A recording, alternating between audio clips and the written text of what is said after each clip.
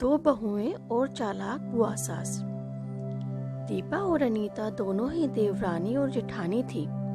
दीपा नौकरी करती थी और अनीता घर संभालती थी। उनका परिवार बहुत बड़ा था।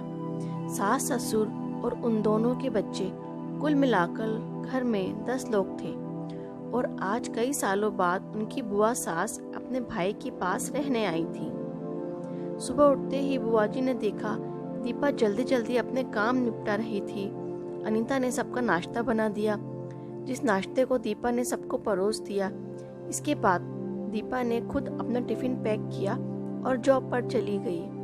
अनीता ने फिर दोपहर का खाना बनाया और थोड़ी देर बैठ गई अपने सास और बुआ सास के पास। बुआ सास से रहा नहीं गया और अनीता से बोली कि छोटी बहू, तेरी जेठानी दीपा तुझ पर बड़ा हुक्म चलाती है। सुबह से देख रही हूँ रसोई घर में तू ही लगी हुई है और वो महारानी दिखावा करने के लिए सबको नाश्ता परोस रही थी, जैसे उसी ने बनाया हो। ये सुनते ही अनीता ने अपनी बुआ सास की तरफ देखा और बड़ी प्यार से कहा, नहीं, ऐसी कोई बात नहीं है बुआ जी, दीपा बहुत ही अच्छी है। बुआ बोली, तू बहुत भोली है अनीता, पर मैं सब समझती हूँ, इतनी बूढ़ी मैं ऐसे ही नहीं हुई। अनीता ने अब रहा नहीं गया और वो बोली कि बुआ जी, आपको दीपा दीदी का बाकी सबको नाश्ता परोसना दिखा, मगर आपको ये नहीं पता कि उन्होंने मुझे डांट कर सबसे पहले नाश्ता करवाया, फिर चाय पिलाई, और वो रोज ही मुझे सबसे पहले ही नाश्ता करवा देती हैं, वरना सबका नाश्ता बनाते में तो मैं नाश्ता ही ना कर पाऊँ। वो मेरा कितना ख्याल रखती हैं। दीदी सुबह जल्दी उठकर मंदिर की सफाई करके फूल सजा कर रखती हैं और वो मुझे खुद से 1 घंटा लेट उठने को कहती हैं, क्योंकि मुझे उठते ही नहाकर सीधा रसोई में ही जाना पड़ता है। शाम को ऑफिस से आते वक्त दीदी बाजार से सब्जियां भी लेकर आती हैं, क्योंकि हमारे हस्बैंड रात को लेट हो जाते हैं और दीपा दीदी ने सासू माँ को बाजार जाने के लिए मना किया है, क्योंकि माँ जी अब 60 साल के ऊपर हो गए हैं। कहीं बाजार जाते समय उन्हें तकलीफ ना हो जाए। वैसे भी उन्हें घुटनों की परेशानी है और जब माँ जी को घूमने का मन होता है तो दीपा दीदी छुट्टी करके खुद उनको घुमाने लेकर जाती हैं। और हाँ बुआ जी, दीपा दीदी रोज शाम को आकर खाना बनाने में मेरी खूब मदद करती हैं, चाहे वो कितनी भी थकी हुई क्यों ना हो। वो जेठानी जरूर है मेरी, मगर वो मुझे अपनी छोटी बहन ही मानती हैं और मैं उन्हें अपनी बड़ी बहन मानती हूँ। ये सब सुनते ही बुआ चुप हो गई। शायद उसकी चुगली अनीता के आगे फेल हो चुकी थी। शाम को दीपा सब्जी की थैली अनीता को पकड़ाते हुए बोली कि अनीता, सब्जियों के साथ वाले थैले में तुम्हारी फेवरेट लेखक की किताब भी लाई हूँ। ये सुनकर अनीता खुश हो गई और बोली, थैंक्स दीदी। अनीता सब्जी की थैली किचन में रखी और किताब रखने अपने कमरे में चली गई। तभी बुआ जी ने दीपा को आवाज दी, बड़ी बहू जरा यहाँ आना। दीपा बोली, जी बुआ जी।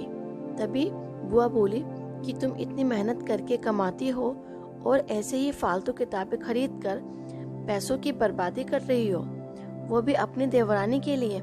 वो तो वैसे भी घर में करती ही क्या है, तुम दिन भर मेहनत करती हो और वो घर पर आराम करती है।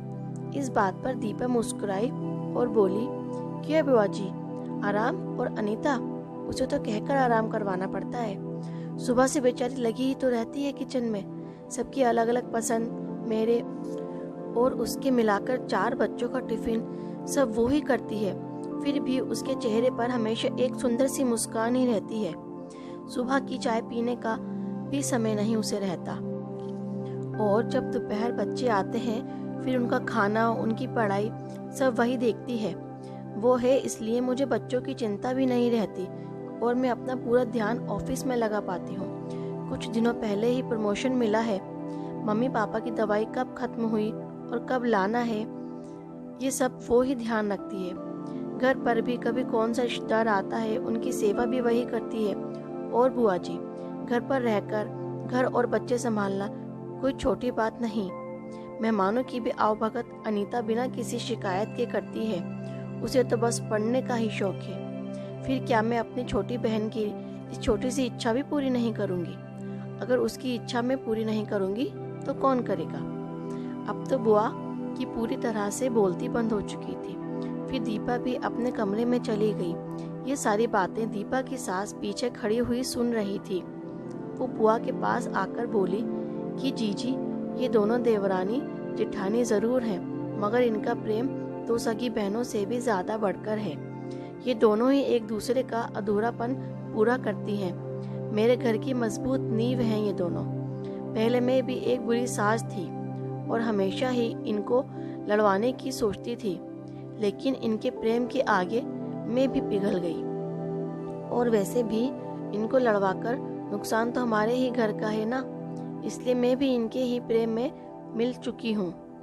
लेकिन ये बातें दीपा और अनीता की बुआ सास को समझ नहीं आई और वो मुंह घुमाकर अपने कमरे में चली गई, क्योंकि वो तो इनको लड़वाने ही आई थी। लेकिन दीपा और अनीता जैसी बहुओं के बीच दरार पैदा करना बिल्कुल नामुमकिन था। और दोस्तों, अगर दीपा और अनीता जैसी बहू बेटी घर में हो तो उनके प्यारे घर को बड़ी से बड़ी ताकत भी नर्क नहीं बना सकती। वाकई में ऐसी बहुएं हर घर में हो तो हर घर स्वर्ग बन सकता है।